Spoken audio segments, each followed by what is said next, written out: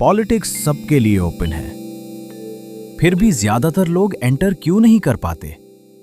हर citizen vote दे सकता है, हर citizen election भी लड़ सकता है। ऑन पेपर पॉलिटिक्स सबसे ओपन करियर लगता है, फिर भी रियलिटी में हम देखते हैं कि मेजॉरिटी लीडर्स मनी, पावर या पॉलिटिकल फैमिली से आते हैं। ये इसलिए नहीं क्योंकि लॉ आम लोगों को रोकता है, बल्कि इसलिए क्योंकि सिस्टम का स्ट्रक्चर एंट्री को फिल्टर करता है। सबसे पहले एक बेसिक बात समझनी जरूरी है।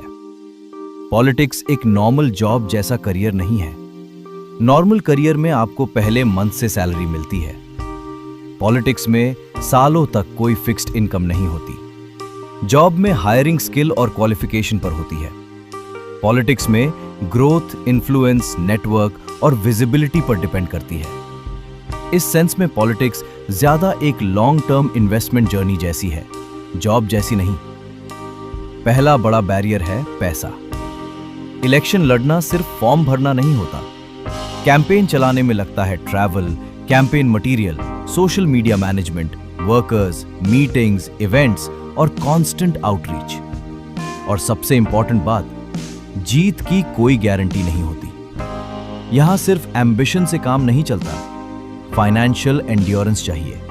आपको खर्च करना पड़ता है बिना श्योर रिटर्न के। दूसरा बैरियर है टाइम विदाउट इनकम।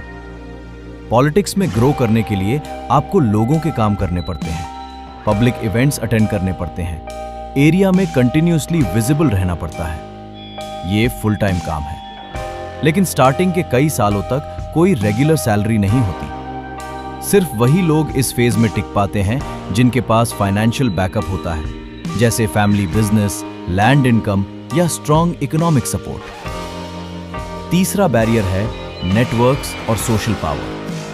पॉलिटिक्स एक इंडिविजुअल गेम नहीं, नेटवर्क बेस्ड सिस्टम है। ये चलता है community groups, local influencers, caste equations और पार्टी के इंटरनल स्ट्रक्चर पर। पॉलिटिकल फैमिलीज को ये नेटवर्क रेडी मिलता है। उनका नाम पहले से लोग जानते हैं, कनेक्शंस पहले से होते हैं। एक नया व्यक्ति जीरो से शुरू करता है, जिसमें टाइम भी लगता है और रिसोर्सेज भी। चौथा बैरियर है पर्सनल रिस्क। पॉलिटिक्स में character attacks, legal issues, social pressure और पब्लिक स्क्रूटनी कॉमन होते हैं। रिसोर्सेज वाले लोग लीगल फाइट्स और इमेज डैमेज को हैंडल कर सकते हैं। कॉमन पर्सन के लिए ये चीजें उनकी पर्सनल और प्रोफेशनल लाइफ पर बड़ा असर डाल सकती हैं। पांचवा बैरियर है विजिबिलिटी। वोटर्स अक्सर उन लोगों को चूज करते हैं जो फेमिलियर लगते हैं। फेमिलियरिटी आती है बड़े कैंपेन्स, स्ट्रॉन्ग पब्लिक प्रेजेंस और मीडिया विजिबिलिटी से। और विजिबल रहना महंगा होता है, इसलिए केपेबल लेकिन लो विजिबिलिटी कैंडिडेट्स को पहचाना ही नहीं जाता। अब सवाल आता है कि पॉलिटिकल फैमिलीज क्यों कंटिन्यू करती हैं? उनके पास पहले से नेम रिकॉग्निशन होता है, वोटर बेस होता है, पार्टी तक एक्सेस होता है और फंडिंग चैनल्स होते हैं। इस वजह से पॉलिटिक्स धीरे धीरे डायनास्टिक दिखने लगती है। यह सिर्फ फेवरेटिज्म का रिजल्ट नहीं, बल्कि हाई एंट्री कॉस्ट का नेचुरल आउटकम भी है। हां, एक्सेप्शंस एग्जिस्ट करते हैं।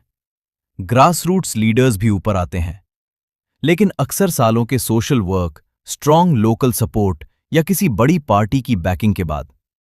यह पॉसिबल है, पर कॉमन पैटर्न नहीं। कोर पॉइंट सिंपल है, डेमोक्रेसी पॉलिटिकल राइट सबको इक्वल देता है, लेकिन पॉलिटिकल अपॉर्चुनिटी अक्सर इकोनॉमिक स्ट्रेंथ, नेटवर्क्स और एंड्योरेंस पर डिपेंड कर जाती है।